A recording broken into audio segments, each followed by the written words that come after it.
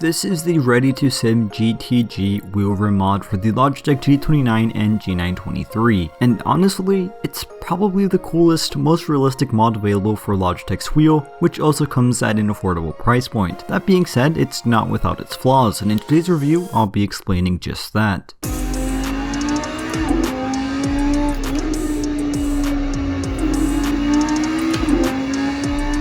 This wheel rim was kindly sent over to me by the guys over at Ready2Sim, a Portuguese-based business developing realistic wheel rims and mods for Logitech and Thrustmaster wheels. They also sent over what they call the G-Mag shifter, which serves to provide a magnetic, more tactile click to the paddle shifters. I'll be briefly going over those as well, although the primary focus of this review is on the wheel rim itself. So with that being said, let's get started. What makes this wheel rim so cool for me is that it really does look like it came straight from Logitech. The powder coated aluminum wheel plate is almost an exact replica of the original, and the entire wheel rim fits perfectly flush onto the wheelbase. It's wrapped in an incredibly soft suede material, which feels fantastic to hold on to and gives the wheel its realistic appearance. Probably the best part of all is its price point. This wheel rim comes in at only 99 euros or just a tad over $100, and for that price point, which is minimal in the context of this hobby, it transforms the G29 experience. It really does look and feel like a high-end multi-$100 sim racing wheel. Granted, the G29's actual performance is still the same, but in the context of the steering wheel, it's a night and day difference. The GTG is a tad larger than the stock G29 wheel, coming in with a diameter of 300mm and also weighs a little more. According to the scale I took from my mom's kitchen, it weighs 563 grams as opposed to the OEM wheel, which weighs 454. This might seem like a big difference, but it's hardly noticeable when holding them side by side. Regardless, the added weight would theoretically slightly decrease the performance of the wheelbase since the motors would have to be moving a heavier wheel. At least I think that's how it works, but I might be wrong. Regardless, since the added weight is so minimal, I didn't feel any loss of performance.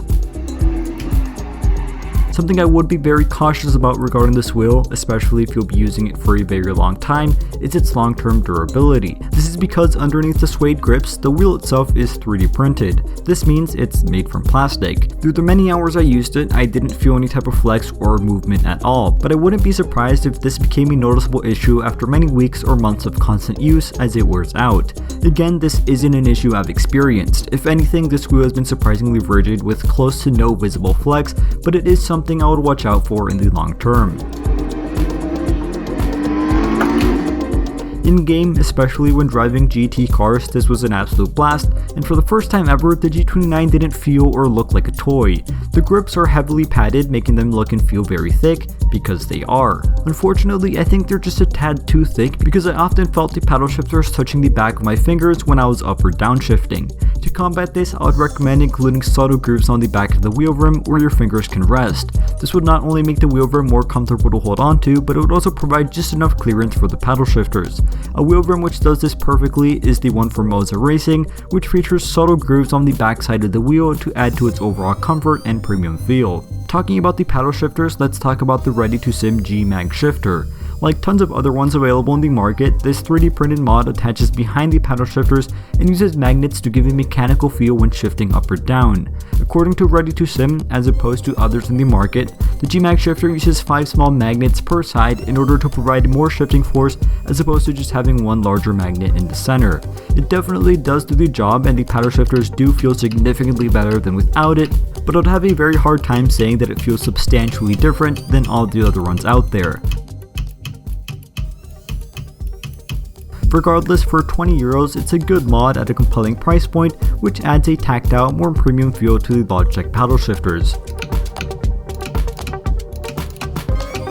Ready2Sim currently offers the GTG wheel rim for the G29 and PlayStation compatible G923. They are, however, planning on also releasing a version compatible with the G920 and Xbox version of the G923, as well as some other wheel rims for Thrustmaster wheelbases.